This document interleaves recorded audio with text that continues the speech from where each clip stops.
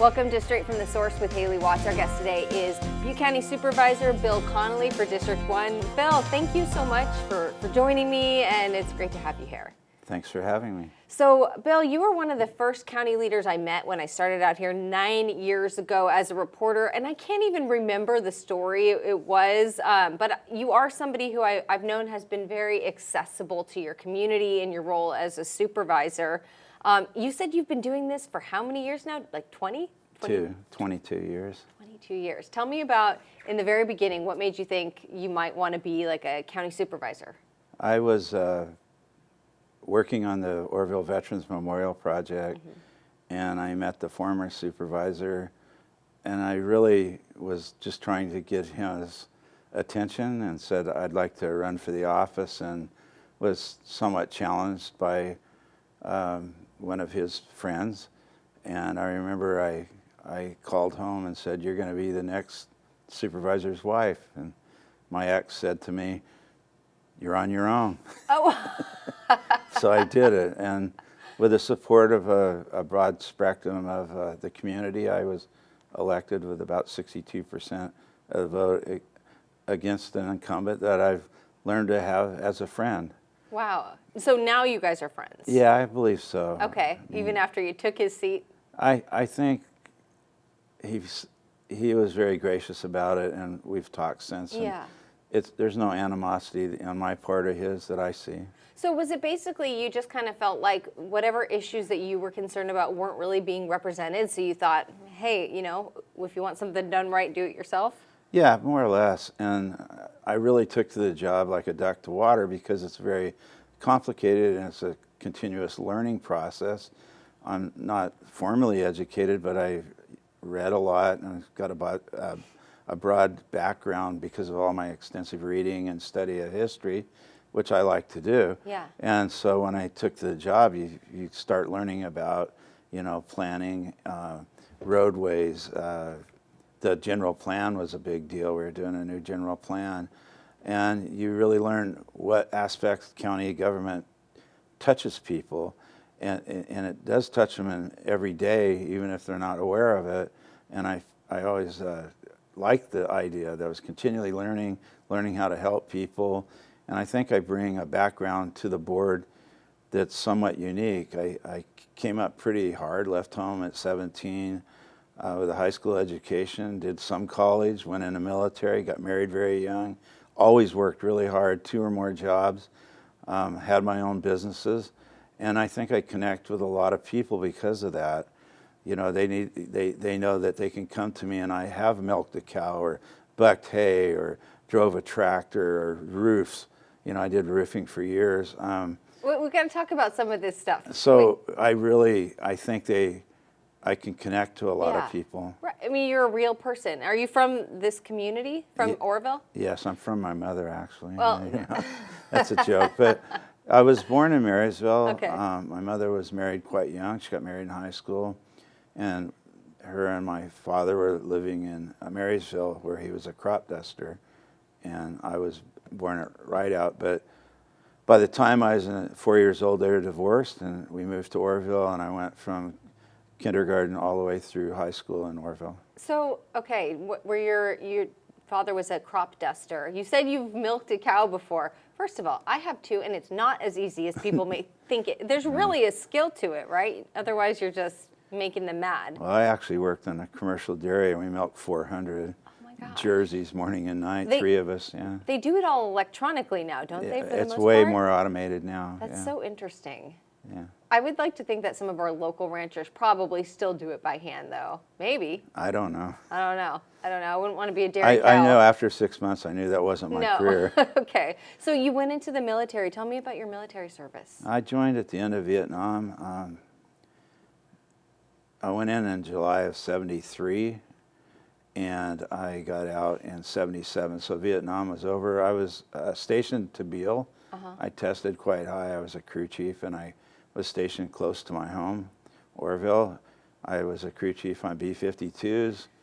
I think through the SALT Treaty and so forth, they diminished the amount of B-52s. I went to KC-135s and went to support of the SR-71. So I actually flew on a KC-135 while it refueled a SR-71. I went to Europe twice. I went to Iran once. Worst TDY of all was to Washington State. Oh. And I did one secret mission where we took F-14s from Spain to Tehran, Iran, when the Shah was in there. It was a good experience for me to be in the military, and I suggest anybody that's looking for a way to start their life should maybe think about the military. Now, that time that you decided to join, I've always heard that that was the toughest towards the end of the Vietnam War. Just the American people in general just had this kind of a negative, like some people came back from Vietnam and got a negative reception, which is kind of stunning to hear. And that was the time that you decided to become a member of the military. Well, being around my father in summers and loading crop dusters and so forth and having an aviation background, I thought maybe I could get a start in life by going in the military. Yeah. And I was not against the war in Vietnam. I wasn't like that. I have to say that public sentiment was very much against us. Yeah. Even being in Marysville, from your haircut and your mustache trim, people knew. And were we treated badly? Yes, I was never spit on or anything like that. To the point that I think the people that served in the military at that time, we were not liked by the general public because of the press and so forth. And to the point now when I see somebody getting off an airplane with a uniform, I almost cry, you know, because they're being treated right, you know. Yeah, it's and funny. I'm so happy for them. There's- That they're being treated right. That, you know, whether you believed in Vietnam or you changed your mind about it or whatever, the people in the military, they did their duty for their country and their comrades, the people next to them. They didn't do it for any geopolitical reasons, and they should have never been treated the way they were treated. Yeah, so that's one thing that I'd like to hear your thoughts on, I guess.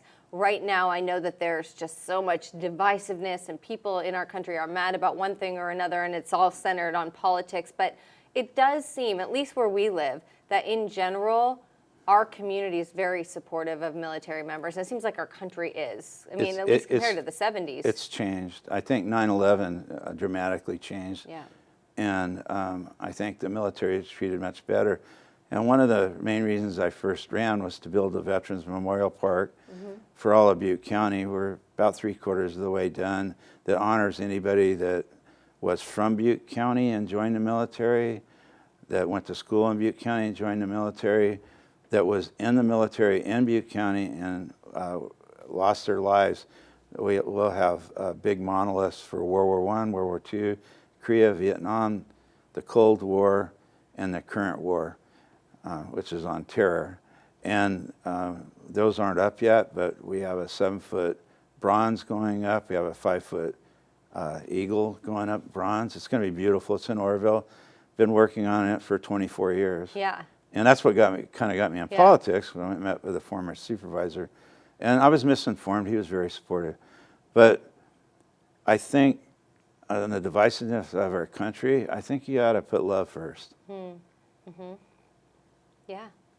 Well, you know, like you said, one of the things you had mentioned about what you love about being a supervisor is just that you continue to learn, right? And you become an expert in a lot of things. And something I've been wanting to ask you about is the Orville Dam, because I remember you had mentioned, you told me one time, you said that the licensing agreement for it is up, right? That It's still up. There's no deal between the county or the city and the DWR. Like, what's the latest with that? It grinds along. Every year, FERC, the Federal Energy Regulatory Commission, issues an annual license for 1 year. And it's really patently unfair because they built a dam in our backyard. They provide water for over 27 million people. Some of the richest corporate farms in America get water from this dam, yet they don't make us whole. We literally don't get a share of electricity.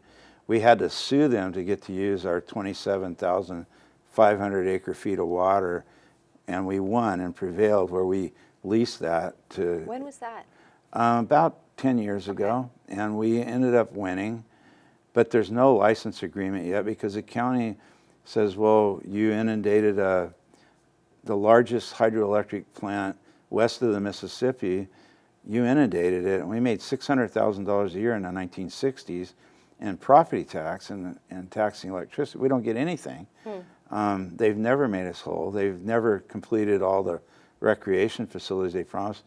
And right now we're in negotiation on the flood control manual. You know, with climate change, warm rain on snow is the new reality, and we want them to hold the flood pool, meaning the area in the bathtub to take on massive rains. We want it larger. We want to be safe. You still have, you know, snow's like water in a bank. You can still fill it, and you can still deliver water. It's very difficult to deal with DWR and even state parks. I mean, we get lumped in with every park in the in California, and yet this project up here can make money, but we don't get treated any differently.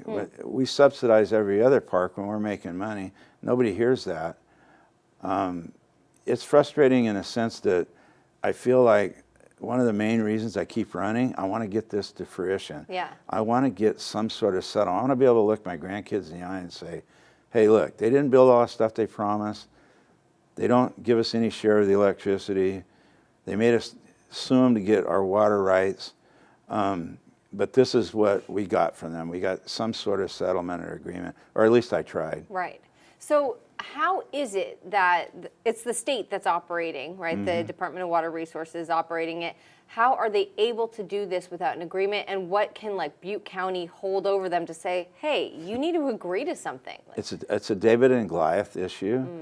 They actually put people in our community to convince other electeds at the city level, even down to a park district level, that how great they are, how good they are. Now, that doesn't mean I'm hateful to the FERC employee or the water contractors employees that are here. They're just doing a job. But the fact is, we should be treated fairly, and we're not. We've tried to prevail in court.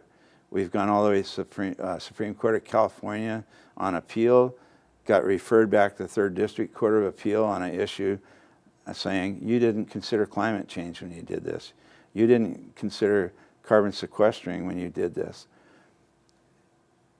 The head judge at the 3rd District Court of Appeal was a former director of DWR. I mean, it's so stacked against us. But I don't want to quit. I owe it to people to hold the rest of the state accountable. They need our water. They did pay for the majority of the building of the dam, but they should at least make us whole. It's been impoverishing to the community too. When they first finished the dam, the collapse of Butte County was so great that welfare rolls tripled in 2 years. Why? What happened? Like all the worker bees left. Oh. And the Section 8 housing became very much available, and people immigrated without jobs or source of income, and none here. And they knew that was going to happen. It was projected in reports, so they studied the Shasta Dam construction and the Dulles. And yet they didn't build all the recreation, and they never have. What kind of recreation did they talk about? Like, what would you like to see? Well, they promised, let's start with this. They promised visitation to the dam, and now you can't hardly get in to see the dam. Yeah. They make it's a matter of security. But you can go to many dams around the United States, take hourly tours. That would be a huge... Like inside? Yeah. Yeah. When they first opened the dam, your school class or anybody could get an electric tram, go down there and look at it. Well, they promised 1,500 parking places in town. They promised hourly tours of the dam. They promised a little train running up to the base of the dam. They had a hotel-motel complex. They had a restaurant that would 200 people could sit in. They had a snack bar. All these amenities were never built. And then campgrounds. Not half the campgrounds were ever built. Yeah. And yet they bought up every flat piece of land around the lake, or they didn't have to buy it. They just, put the thumb on it and they got it, right? And so there's not a single private resort around the lake. Right. And that's because the state owns all the land and they're This is- incompetent in how they run it. It's so interesting that you bring all this up because being not from here originally, I'm from Southern California and my family is really big into like water skiing, wakeboarding, water sports, right? So when I moved up here and I saw Lake Oroville, I thought this whole community must be all about spending all summer out there. And it doesn't seem, I mean, of course people use it, but like you mentioned, there aren't that many campgrounds. There's not like a hotel if you don't want to camp. Like there's nowhere you could stay and rent out boats. It's very limited. And so what they do is they try to distract people. Like say, this is a reservoir. Really, you ought to look for your recreation along the river. That's a distraction. They've had 50 years to build out the recreation. Really, their mantra is, if we don't build it, they won't come. And their argument is, if you average out per day, the campgrounds aren't that full. Yeah. But Disneyland or Knott's Berry Farm or any of these famous places, they always build for the holiday, right? Right. So what? It's not full. If you built 3 more campgrounds and they were completely full on Memorial Weekend, then you're doing your job. And we're nowhere near that. The other thing is there's been a conflict about trails. Horses can't be on trails with bicycles and so forth. You know, there's plenty of land. It's just a matter of money. Yeah. They could keep them separate where necessary, make them joint where they could be. It's just about the money. And when you have a 50,000-foot view at it, you read all the documents, all the promises, and really realize how we're really treated like the redheaded stepchild, the one that, well, be happy you got a lake in your backyard. Be happy that you have flood control. Right. But you're making, it makes, Lester Snow, the head of DWR, once said that the facilities in the state project create $200 billion in economics in this state every year. Mm-hmm.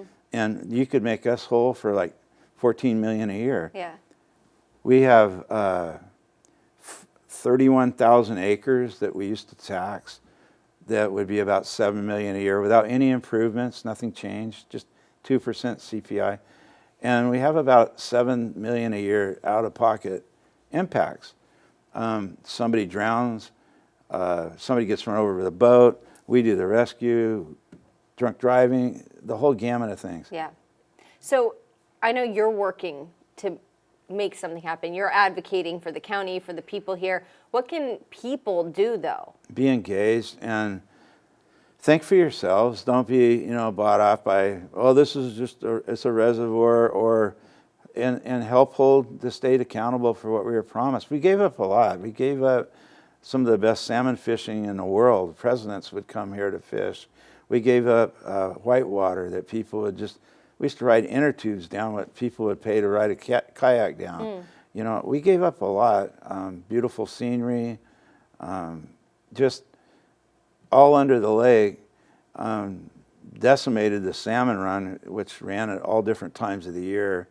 It made it more of a monolithic salmon run. Yeah. And yet they don't want to make us whole. Right. And it's not personal against people at DWR or the water contractors or even the people that receive our water. It's just holding somebody accountable, make it fair for our community. Right. So could people write letters to the DWR I think or their state assembly person? It's funny, when we let's go to the spillway incident. Okay, yeah. It's another example of how DWR was run. I think it's changing now. They're proving to us that they are. They usually just ran something until it failed. Why did the spillway fail? The spillway failed because it was never built to the standards that were engineered to. Was anybody held accountable? No. When the spillway failed, they didn't have the institutional knowledge to know the emergency spillway was built to erode away and fall over if necessary to save the dam. An old man came into my office and told me that when he was moving to Arkansas, he had worked at nights and he knew that the spillway wasn't built right. Look, I had that knowledge, but DWR didn't, so they used the emergency spillway and called it an auxiliary. Mm-hmm. Then they were surprised when it did exactly what it's supposed to do. It eroded away the mountain. Then we had to evacuate 180,000 people. But what gets me is nobody's ever held accountable. Right. Nobody ever got in trouble. Nobody lost a job. Nobody got fined. Is that something could the county have sued? Should the county have sued? we did get a settlement for damages to our roads and so forth. But let me back up. If you remember, we have what was called the river valve incident, where they opened the river valve too fast without getting complicated. There's things called diffuser rings. They weren't in place. Created this big suction, 175 mile an hour wind. Permanently disabled one person, injured others. We did the rescue. We did everything about it. We weren't compensated for that. And that was in confidence. And I know you'd have to talk to the DA. I think he was going to do hold somebody accountable, but they waited 1 year so the statute of limitations were. I think some of that's changing now. I think they're safer now. Yeah. But I'm just giving you examples. But enough of that. I could talk all day about the dam. Right. Well, I mean, and that's the thing. I think that the key piece is like people are frustrated with this sort of stuff, and I think they'll hear this and it'll make them mad, and they're going to want to know, like, well, what can we do about it? How do we fix this? One more thing. We were promised, due to the steepness of terrain, all roads into the lake to be maintained for local recreation. It's in the writing, right, but it didn't make it in the actual contract. Okay. Now they go up throwing gates up and barriers, and they don't want people going here and there, and they claim they can't do it. It's a matter of money. Right. If they had enough money, you had enough rangers, you had enough equipment, you could maintain these steep roads where people could at least walk in and fish, so locals would have free recreation. Yeah. So that's one more example that keeps me going. I mean, does Gallagher knows about this? Is he working on it? Somewhat. Yeah. But do you think it's just kind of like low on everybody's priority list? Is that why nobody's making it happen? I think people react to like the spillway incident, then they get fired up, and then it kind of dies off. There's several of us that meet a couple times a month about dam safety. The advisory? Yeah, we go to the advisory meetings. Robert Bateman, Matt Mintek come to mind. This is all on their own time. Okay. They do this all in their own time, and I got to give them credit because they're really into the science. Yeah. And so we make a good team. I'm a good talker. Yeah. They're into the science. And we're holding DWR somewhat accountable. We'll see what happens in a negotiation over the flood control manual. Okay. Yeah, well, you keep me posted because I want to help get the word out too. Let people know how they can get involved, or if there's any steps in the right direction. People have a right to know this stuff. Well, after the spillway incident, we had 6,500 signatures. Yeah. And, people, they have a job, they got to work. Yep. They elect me to worry about this stuff, right? Okay, fair enough. What, just one last thing, talking about the dam situation. I mean, I remember the day when I saw that video of it looked like a geyser coming off where the spillway was crumbling away. How did you first find out, and what did you do? Well, before it happened, I went on Facebook. You can look it up. And I said, if they use an emergency spillway, leave town. Because this gentleman had come in and... You saw it coming. I did. And I was I'll tell you this, I was the bad guy. Because I was alarming people unnecessarily. We're going to use the auxiliary spillway. And I remember Bruce Alpert was the county council. We called each other, and we both had pieces of paper out, and we go, well, it's going to go over tonight. We know it's going to go over because just the inflows are greater than they could outflow. Yeah. And so there you go, it happened. Yeah. Yep. Nobody was hurt, though. The Riverbend Park, it was a total mess. I remember the soccer fields were just underwater and everything. They had to rebuild it, yeah. That's going to happen again probably because they'll end up using it. Yeah. I think we've worked and made progress. Highway 70 was looked at through Orville as a levee, and we pointed out help from the mayor and the city council too that that's not a levee, it's a roadway. And we've argued that the maximum flow should be lower than they were showing because they would inundate downtown Orville. We've worked to get them to acknowledge that they need the levee in Orville to be improved because they have to use it. Right. Not even in flood stage, just when they bring it up, the river up. So there's some progress been made for sure. Yeah. Right now, there are so many things that are constantly, I'm sure, being brought to your attention. In your district specifically, what are some things that you're focusing on currently? Well, first off, let's talk about passing a proposition to tax yourselves.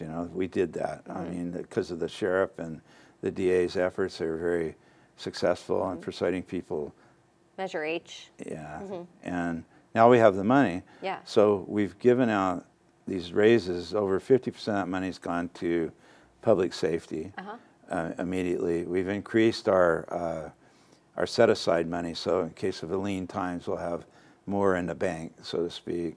We've given our employees raises. It's been difficult to compete.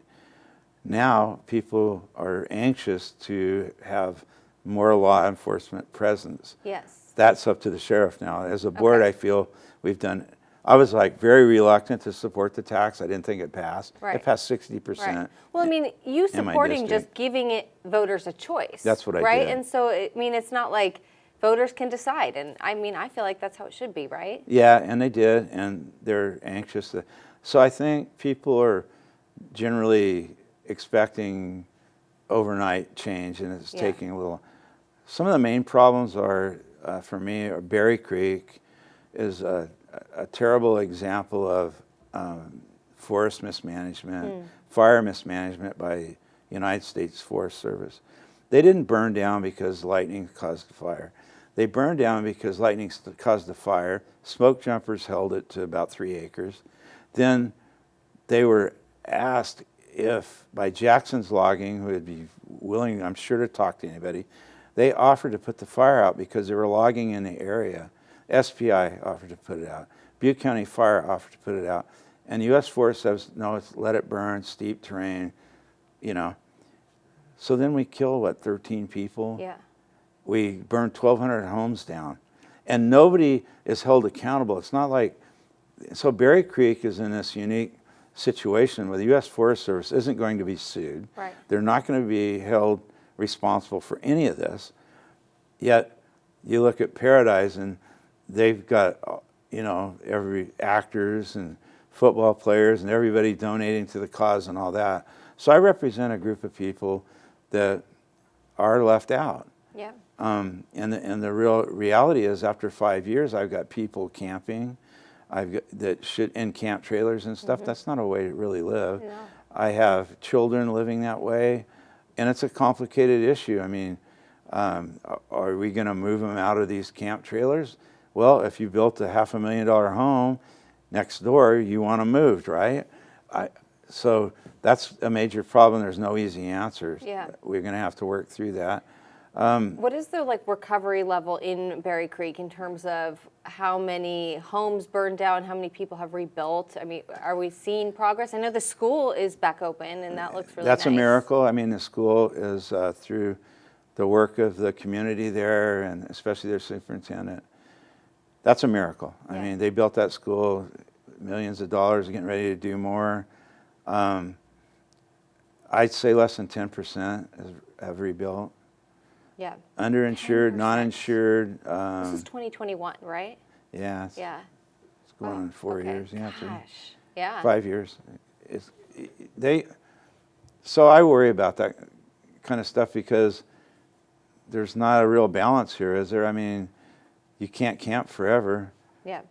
Yeah. And but people didn't get the PG&E settlement. Like you said, the federal government, it's not like you can hold them accountable. And let me ask you a question, because you said that there were people, whether state fire agencies or private companies, offering, hey, we can knock this thing out. Do you think, was the federal government ever straightforward about no, we want it to burn because it's kind of like a control burn, we think we can manage it? Or was it no, it's too dangerous because of the steep terrain? I think the first is true. Okay. We want to let it burn, but afterwards they can rewrite the story. And again, nobody that I know of is held accountable for that. And, like Jackson's Logging, a family-owned generational business, they made a huge clearing, put all their equipment in it, and they called me out. They lost their equipment. They said, yeah, it's insured, but it's not the same, right? Insurance doesn't cover everything. And the fact is we could have put the fire out. Yeah. And it was under 30 acres before the wind came up. Right. And then the chief called me, and it was 20 miles wide and blown 50, 60 miles an hour and out of control. Yeah. And lucky a lot of people got out. I'd like to talk a little bit about forest management. I think, we have to be careful that people try to sell us a bill of goods on how to manage the forest. The reality is there's no balance of nature in the sense that as long as man's here and we're living anywhere near the forest, even if you don't live near the forest, you need to think we need to manage it, because you're gonna inhale all that smoke and so forth. And the truth is, Native Americans burned this land for 1,000 years.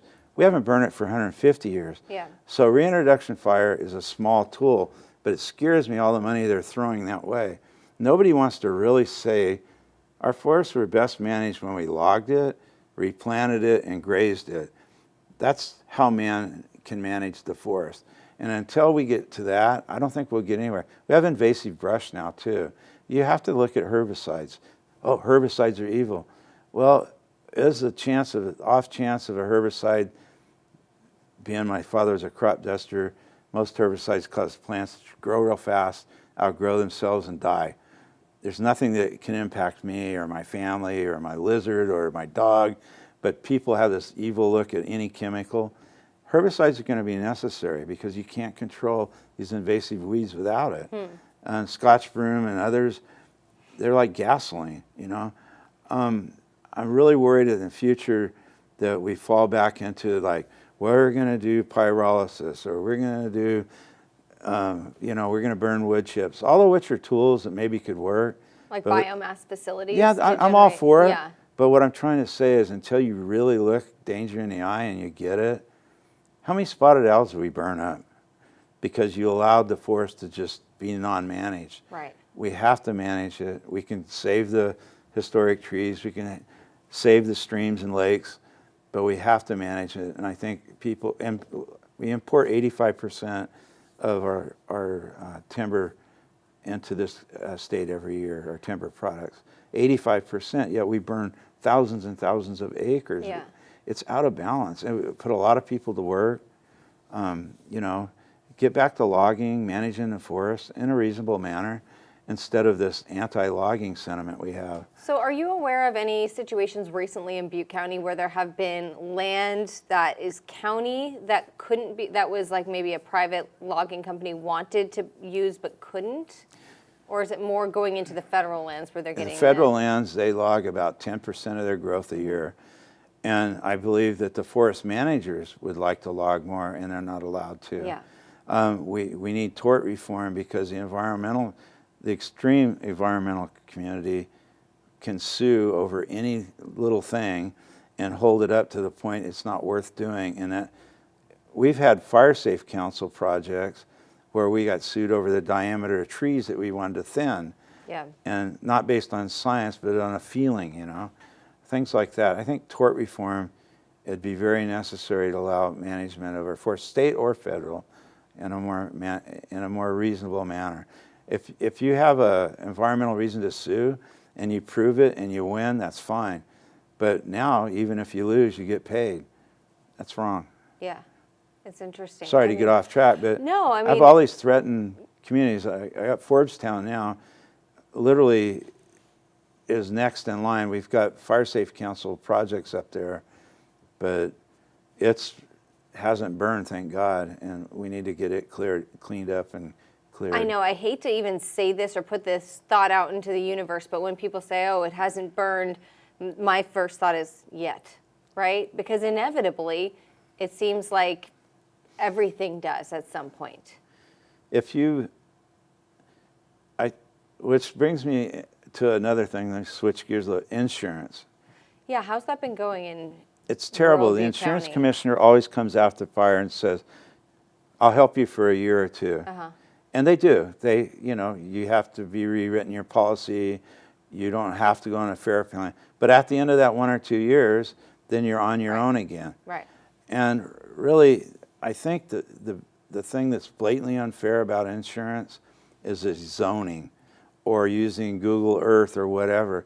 I think if you go out, and I think it should be required, insurance company actually visit a site and do an inspection, because if you have hardy board siding, that's a brand, cement siding, you have the proper vents, you have clearance, you have maybe a water source or water tank available, you should not be paying the same as somebody that for sure is going to burn. And like an area where there's been a recent fire is a perfect example of somewhere that's considered high fire risk. But if you go out there and you see there are no trees here anymore. But then the brush comes. That's true. And that's what needs to be used. We got to get to herbicide. We got to control this.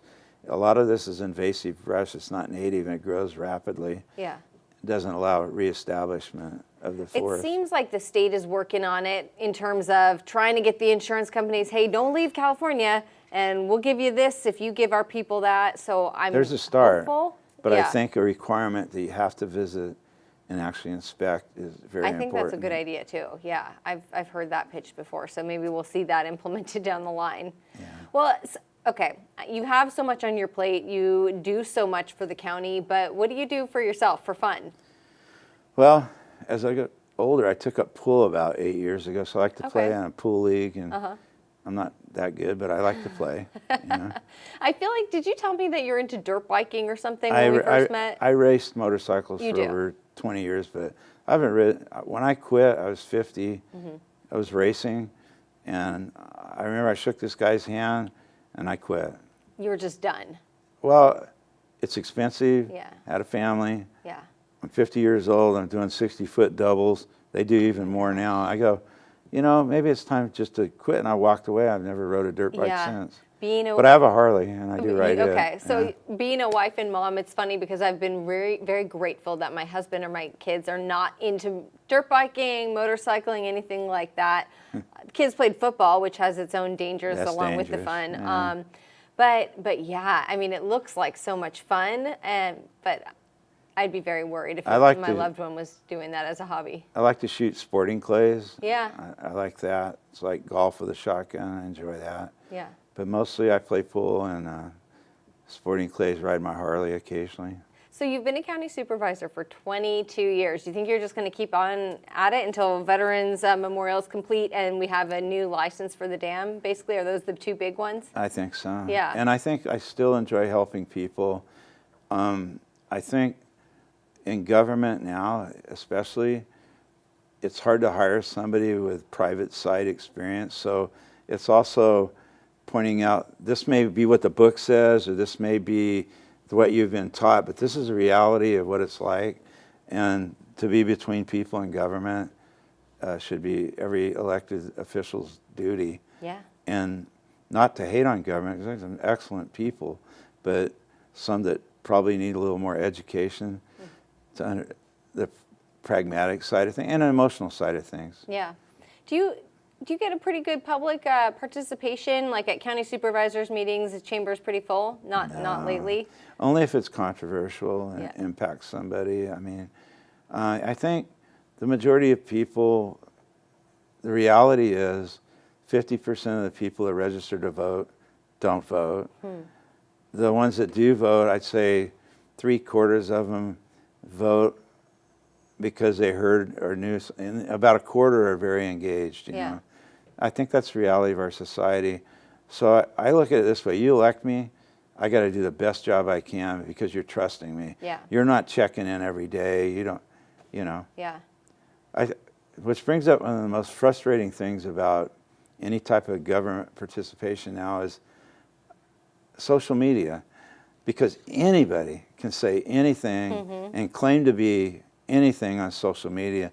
And some of the most dedicated people to social media are so naive. I mean, I'll take their post to me and I will do a little bit of research to find the person they're quoting. Yeah. And many times the quote's very 180 or worse out of what they actually meant or said. Right. Or it's dated out of context, and or I like this one. I'm 40 years old. I've written 40 books. And I'm going, what are they, comic books? You know what I mean? Right. People don't, they need to take social media. I try to post on it, not get into the derogatory statements or arguments with people, and take it for what it is. It's entertainment a lot of times. Yeah, I think social media is probably one of the most powerful things having an impact on our society. And sure, in a lot of positive ways and also in some really frightening ways. Very divisive. I mean,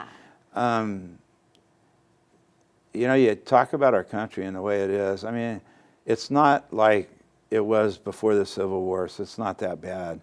But it's not good that we can't agree to try to make our local area better, or our state better, or our country better without name calling Right. and without hatefulness. Yeah. And hatefulness has never solved anything. Right. Yeah. And you know what I think about a lot is that I think that social media, what it does is it gives people like this way to just say what they think, and they look at a comment rather than thinking about the human behind it, right? And That's so you just true. have like two, people who probably, if they sat down for a cup of coffee, they probably have a ton in common and just, maybe disagree about certain things, but like, it's just a strange way to communicate. And like you said, I try not to engage in messaging on can't social win. media. I'll post stories. I try not to believe news reporting sites that are unofficial from social media, because it's just people making random guesses. Yeah, you can't trust it. And they get followers, and if you get more followers, you get paid. Yeah, there's a real danger in that. I believe in freedom of speech and all that, but there's also people that create a site that's not a real human. Right. And then they as a public official, I have to let anybody comment Yeah. on anything I do. I get that. But if you're fake, you're a coward. Yeah. And that's what I say. I block them, say you're a coward. Well, I'm going to blah, blah, blah. Well, let's go to court. Let's Yeah. see who you are. Yep. They've never done it. People. They yeah. never will, because they're fake. Right. Keyboard warrior behind the scenes, Right, right. And then on top of all that, now we're dealing with the generative AI. I just saw something about That's a some little new bit scary, AI isn't it? actress yesterday, Yeah. and all the actors and the writers are like rebelling against this. What do you think? Is there going to be like an AI county supervisor someday? I would- hope not. AI is scary because it's one of the science fiction books you could have read 50 years ago, that whoever feeds it the information, I think AI is scary because they could go, well, humans are the worst thing ever happened, right? I think it's scary to me because I can't get my head around how they're going to control it the more it thinks I for know. itself. Whenever I use ChatGPT or Grok, I'll check in with it. Do you think I'm a nice person? I swear I do this. Do Like, ya? yeah, I want to make sure that my little robot helper friend thinks that I'm a good person and doesn't, take me down when the wars happen. Yeah. Because you never know. I don't know about AI. Oh gosh, I know. Well, I guess we'll see what happens, and we'll just keep fighting. Yeah.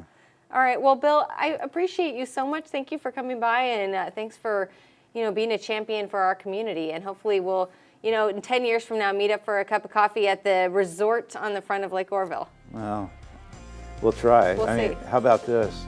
We don't subsidize the lake, and we're not a poor county. We're a medium county. Yeah. Yeah, Pretty good. that'd be a start. All right, thank you. Thanks, Bill. Thanks for listening today. I decided to offer this podcast after enough of you let me know that you wanted a deeper dive into certain stories than you get on our TV broadcasts. We elect certain people to represent our voice, but who are they really? My hope is that this podcast answers that question. I love your feedback, and I want to know who you'd like to hear from next. Just fill out that comment section and leave us a review on Apple Podcasts, YouTube, or Spotify.